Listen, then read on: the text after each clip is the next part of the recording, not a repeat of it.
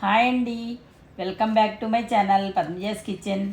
ఈరోజు సగ్గుబియ్యం వడియాలు చాలా ఈజీగా టేస్టీగా ఎలా చేయాలో చూద్దాం రండి. పక్కా కొలతలతో చేసి చూపిస్తున్నానండి. టేస్ట్ చాలా చాలా బాగుంటాయి. ఇలా చేశారంటే తెల్లగా మల్లె పువ్వుల్లా క్రిస్పీగా అస్సలు నూనె పీల్చకుండా వస్తాయండి. పిల్లలు చాలా ఇష్టపడే ఈ సగ్గుబియ్యం వడియాలను సింపుల్గా ఎలా చేయాలో చూద్దామా. ముందుగా 2 గ్లాసుల సగ్గుబియ్యాన్ని ఒక బౌల్లో వేసుకోండి. ఇప్పుడు సగ్గుబియ్యంలో వాటర్ పోసి శుభ్రంగా కడగండి. ఇలా కడిగి పెట్టుకున్న సగ్గుబియ్యంలో 1 గ్లాసు సగ్గుబియ్యానికి 2 గ్లాసులు వాటర్ పోసుకోవాలండి. నేను 2 గ్లాసులు సగ్గుబియ్యం తీసుకున్నాను కాబట్టి 4 గ్లాసుల వాటర్ పోసుకుంటున్నానండి. ఇప్పుడు దీనిపై మూత పెట్టి ఓవర్ నైట్ నానబెట్టండి. ఉదయాన్నే మూత తీసి చూడండి, సగ్గుబియ్యం పూర్తిగా నానిపోయాయండి. చేత్తో ఒకటి ప్రెస్ చేసి చూస్తే ఇలా సాఫ్ట్గా నానిపోవాలన్నమాట. మనం పోసిన వాటర్ అంతా పీల్చుకుని సగ్గుబియ్యం డబల్ సైజ్ అయ్యాయి కదా. నేనైతే 8 అవర్స్ నానబెట్టుకున్నానండి. ఇలా నానబెట్టుకోవడం వల్ల సగ్గుబియ్యం త్వరగా ఉడుకుతాయి. ఇప్పుడు స్టవ్ పై ఒక మందపాటి గిన్నె పెట్టుకుని దానిలో 10 గ్లాసులు వాటర్ పోసుకోండి. 1 గ్లాసు సగ్గుబియ్యానికి 7 గ్లాసులు వాటర్ చొప్పున పోసుకోవాలండి. నేను 2 గ్లాసులు సగ్గుబియ్యం తీసుకున్నాను కాబట్టి 14 గ్లాసులు వాటర్ పోసుకోవాలన్నమాట. ముందుగా సగ్గుబియ్యం నానబెట్టడానికి 4 గ్లాసులు వాటర్ పోసుకున్నాను కాబట్టి ఇప్పుడు గిన్నెలో 10 గ్లాసులు వాటర్ పోసుకుంటున్నానండి. మొత్తం 14 గ్లాసులు తీసుకున్నాను. సగ్గుబియ్యం రాత్రంతా నానబెట్టాం కాబట్టి 1 గ్లాసు సగ్గుబియ్యానికి 7 గ్లాసులు వాటర్ కరెక్ట్గా సరిపోతాయండి. మీరు నానబెట్టుకోకపోతే 1 గ్లాసు సగ్గుబియ్యానికి 8 గ్లాసులు వాటర్ పోసుకోండి. ఇప్పుడు గిన్నెను స్టవ్ పై పెట్టి వాటర్ బాగా కాగనివ్వండి.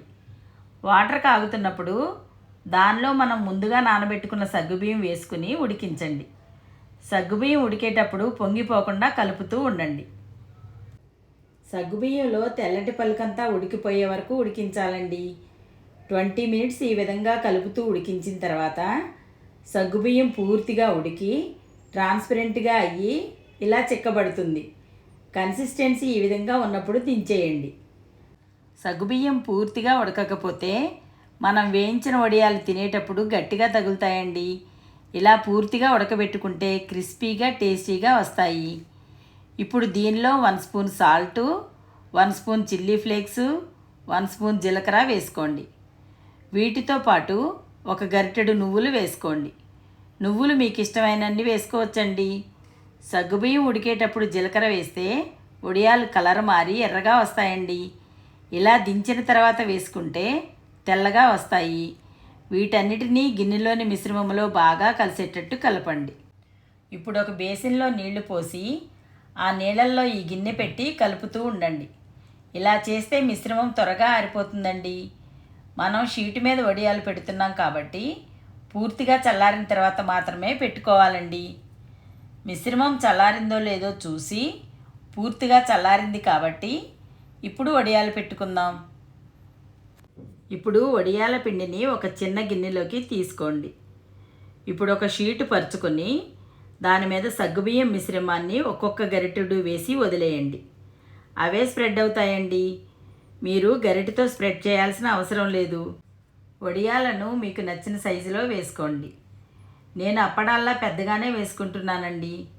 ఇలా అన్ని వడియాలను పెట్టుకుని మీకు వీలుంటే ఎండలో లేదంటే ఫ్యాన్ కింద ఆరబెట్టుకోండి.